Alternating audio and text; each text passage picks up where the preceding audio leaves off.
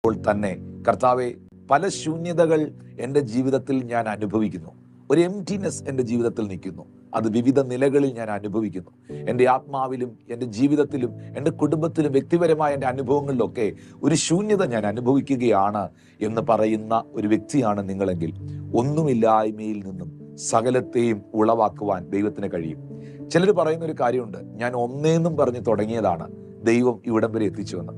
പക്ഷെ ഞാൻ പറയാറുണ്ട്, ദൈവത്തിന് തുടങ്ങാൻ ആ ഒന്നും വേണ്ട, ആ ഒന്നുപോലും വേണ്ട. കാരണം അവൻ ഇല്ലാത്തതിനെ ഉള്ളതിനെ പോലെ വിളിച്ചു വരുത്തുന്നവനാകുന്ന ദൈവമാണ്. പ്രവാചകനായ യെഹെസ്കേൽ അസ്ഥികൾ കൊണ്ട് നിറയപ്പെട്ട താഴ്വരയിൽ നിൽക്കുമ്പോൾ സർവശക്തനാകുന്ന ദൈവം പ്രവാചകനായ യെഹെസ്കേലിനോട് ചോദിക്കുകയാണ്, പ്രവാചകനെ, ഈ അസ്ഥികൾ ജീവിക്കുമോ എന്ന് പറഞ്ഞാൽ ശൂന്യമായി കിടക്കുന്ന ഈ താഴ്വരയിൽ ഒരു സൈന്യം ഉണ്ടാകുമോ?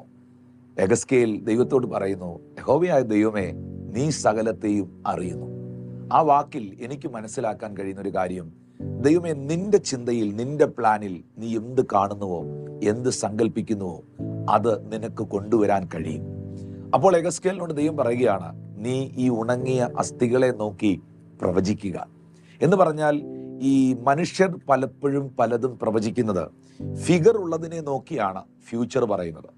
ഒരല്പമെങ്കിലും ഫിഗർ ഉണ്ടെങ്കിൽ അവരെ നോക്കി ഫ്യൂച്ചർ പറയുന്ന മനുഷ്യരുണ്ട്.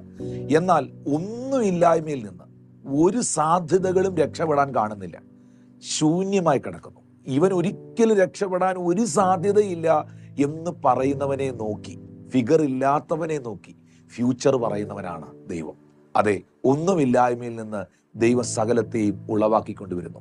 അവൻ അസാധ്യങ്ങളെ സാധ്യമാക്കുന്നു. ഇന്ന് ഈ മെസ്സേജ് നിങ്ങൾ കേട്ടുകൊണ്ടിരിക്കുമ്പോഴും നിങ്ങളുടെ ജീവിതത്തിലും, നിങ്ങളുടെ ആത്മീക ഭൗതിക ജീവിതത്തെ ഒന്ന് പരിശോധിച്ചു നോക്കിയേ. നിങ്ങളുടെ ജീവിതത്തിന്റെ ശൂന്യതകളുടെ നടുവിൽ എത്രയോ സന്ദർഭങ്ങളിൽ ദൈവമില്ലാത്തതിനെ ഉള്ളതിനെ പോലെ വിളിച്ചു വരുത്തി.